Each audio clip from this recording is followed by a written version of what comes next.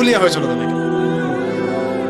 একটা একটা করে কথা বলেছিলাম, ফলেছিল কি অর্থনীতির কথাগুলো? পাকিস্তানের কথা ফলেছে? পাকিস্তানের সামনে আরো ভয়াবহ পরিণতি আছে। আর এগুলো থেকে শিক্ষা না নিতে পারলে আমাদের সামনে ক্ষতি আছে। এগুলো বলবেই বাকে, বোঝাবেই বাকে। আর আল্লাহ পাক আমাদের কথা গ্রহণ করার মানসিকতা দান করুন। কমপক্ষে কথাগুলো শুনে একটু যাচাই করার তৌফিক আল্লাহ দান করুন।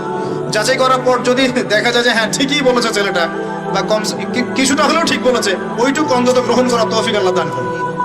একবারে যদি নেগলেক্ট করে দূর এইসব কথা শোনারই দরকার নাই, তাহলে তার কিছু হইল না। সমস্যা নাই, আমাদের কাজ কি? ফাযাক্কির ইন্নামা আনতা মুযাক্কির। আল্লাহ পাক আল্লাহর দ্বীনের দায়ীদের দায়িত্ব দিয়েছেন, তোমরা উপদেশ দিবে, তোমরা শুধু উপদেশ দাতা। লাস্তা আলাইহিম বিমুসাইতির। কারো প্রতি তোমরা দারোগা নাও, চাপ দিয়ে মানাতে হবে, এই দায়িত্ব তোমাকে দেওয়া হয় না। জাস্ট বলে দিয়ে চলে আসে সামনে। ফাযাক্কির ইন্নাফাআতিয যিকরা। তুমি উপদেশ দিবে হে নবী। সায়াযাক্কারু মান ইয়াখশা। যে উপদেশ গ্রহণ করবে সে শীঘ্রই গ্রহণ করবে। যে আল্লাহকে ভয় করে সে শীঘ্রই উপদেশ গ্রহণ করবে ইনশাআল্লাহ তাআলা।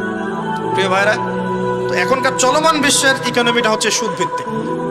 এই কারণেই ইকোনমিক সমস্যাগুলো, মন্দাগুলো, স্যাংশনগুলো, করাপশনগুলো, এগুলো সুযোগ থেকে যায়।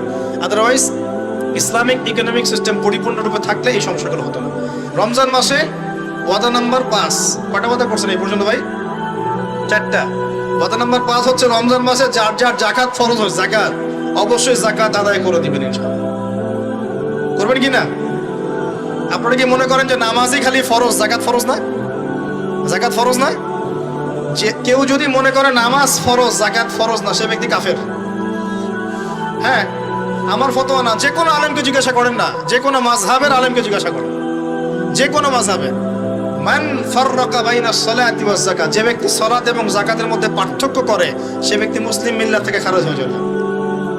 আবু বকর সিদ্দিক রাদিয়াল্লাহু আনহুর যুগে কিছু মানুষ যাকাত দিত না, দিতে চায় নাই।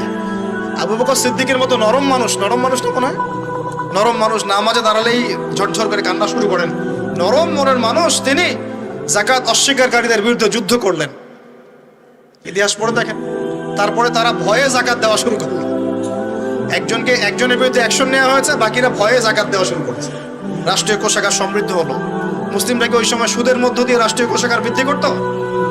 যাকাত ছিল, গনিমত ছিল, সাদাকা ছিল, ব্যবসা ছিল, কৃষি ছিল, এইগুলোর মধ্য দিয়ে তারা সমৃদ্ধ হতো।